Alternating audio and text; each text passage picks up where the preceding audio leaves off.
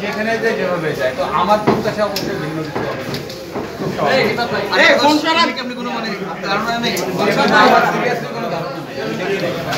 Common player যে কতদের নাম দেখেছি দলটা দিয়ে বিষয়টা শুনেছেন, দলটা কেমন লেগেছে বা দলই জানি না।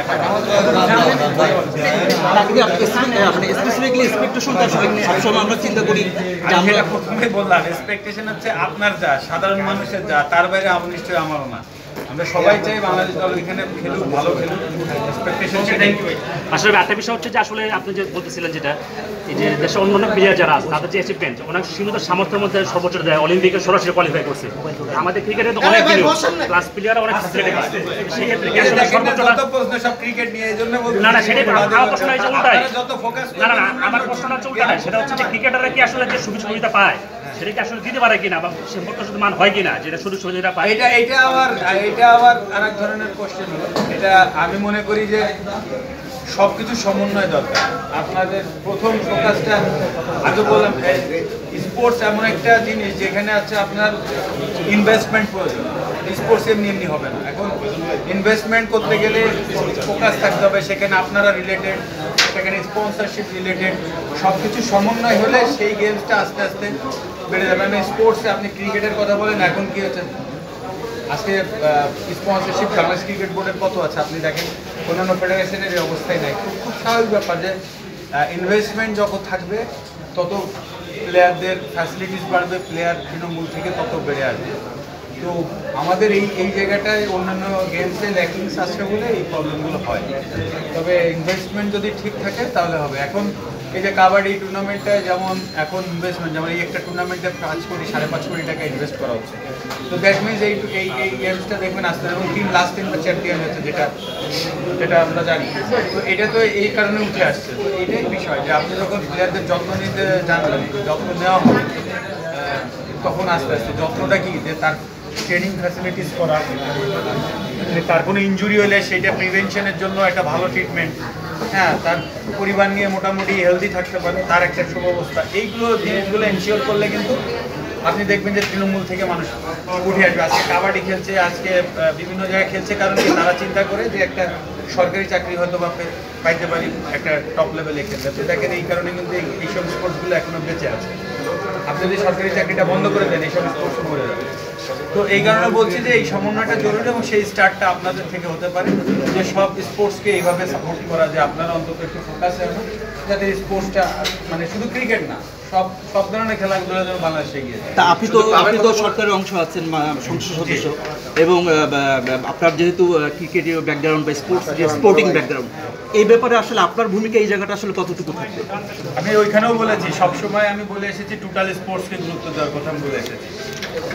টোটাল স্পোর্টস বলতে যতগুলো খেলা আছে, এখন বাংলাদেশের ক্রিকেট বোর্ড ম্যাক্সিমাম স্পন্সরশিপের উপর চলে, তাই না? এখন অন্যান্য স্পোর্টসে কেউ স্পন্সর এইভাবে করতে যাচ্ছে না। স্পন্সর না করলে তো আপনি পারবেন না, এখানে have to be have third party, otherwise এটা ভেরি ডিফিকাল্ট। অন্যান্য দেশে আপনার দেখেন আজকে এখানে ওই বিভিন্ন নায়ক বা বিভিন্ন মানে এক্স যারা আছে, স্টার আছে, তারা কিন্তু টিম কিনে নিচ্ছে, তাদের ওই অ্যাবিলিটি আছে, স্পন্সরশিপটা পায়। এমন না যে ওরা টাকা দিয়ে কিনছে, ওরা যাচ্ছে বলে স্পন্সর আসছে এবং ওরা ওই টিমের সাথে সম্পৃক্ত হচ্ছে। তো আমাদের দেশে ওই ব্যবস্থাটা তো এখনো তৈরি হয়নি। নেতৃত্ব সংকট দেখতে পান কিনা বিভিন্ন ফেডারেশনে? ক্রিকেট যেমনটা এগিয়ে আসছে, অন্যান্য ফেডারেশনগুলো এগিয়ে আসতে পারছে না কেন? সেখানে নেতৃত্ব সংকট আছে কিনা এবং আপনি এগিয়ে আসতে চান কিনা? না, আমি এগিয়ে আসতে চাই, আমার এগিয়ে আসায় কিছু, আমি তো আর সব ফেডারেশনের দায়িত্ব নিতে পারবো না, এটা তো একটা কথা হলো না। আর নেতৃত্ব সংকটও না, আমি যেটা জানি না কোথায় সংকট, আমি সব ফেডারেশন তো আমি ঘুরিনি, আমি খালি চোখে যেটা দেখছি আমি সেটাই বলছি। আজকে এই যে কাবাডিতে আজকে আপনাদের এত মানুষ দেখে ভালো লাগছে, তার মানে কি আপনাদের ইন্টারেস্ট আছে।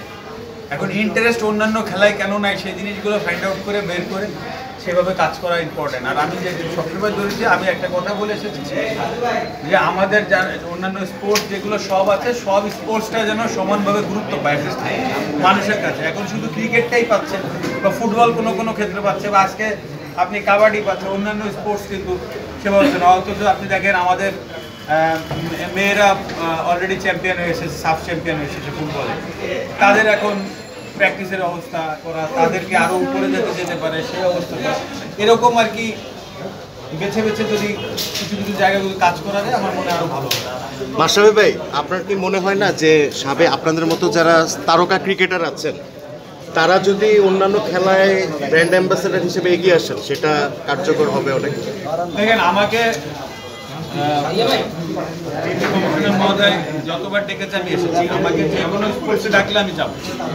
এখন এটা তো ম্যান টু ম্যান ভ্যারি করে, কেউ কে কাকে ডাকছে কে কাকে ডাকছে না। আমাকে ডাকলে আমি সব জায়গায় যাই। স্পোর্টস মানেই তো আমার পরিচয় তো স্পোর্টস, আমাকে ডাকলে আমাকে যে কোনো স্পোর্টসে পাবে। এখন এটা আমার ভেতর থেকে আসে। এখন সবাইকে তো ডাকতে হবে বা কোন কোন জায়গায় কাকে ডাকছে সেটা তো আর আমি জানি না, আমি বলতে পারবো না। আচ্ছা, আরেকটা বিষয় বললেন আপনি উপরে, সেটা হলো যে অলিম্পিকে যদি বাংলাদেশ পদক পায় সেটা হবে বিশ্ব সর্বজনীন যে আমাদের স্পোর্টসের যে অবদান। এই বিষয়টা নিশ্চয়ই তো আপনার মধ্যে তো একটু খারাপ লাগে, যেহেতু আপনি অ্যাজ এ ক্রিকেটার সংসদ সদস্য। এখানে কথা বলছি ক্রিকেটার হিসেবে, সংসদ সদস্য হিসেবে না। তো এখন যদি আপনি টোটাল স্পোর্টস দেখেন, সারা পৃথিবীতে সব থেকে বড় টুর্নামেন্ট অলিম্পিক। এখন সেখানে অলিম্পিকে আমরা হিটে টিকছি না, ওয়ার্ল্ড কাপ নিয়ে যাই। হ্যাঁ, এখনো কিন্তু আমরা হিটে টিকি না কোনো ইস্যু।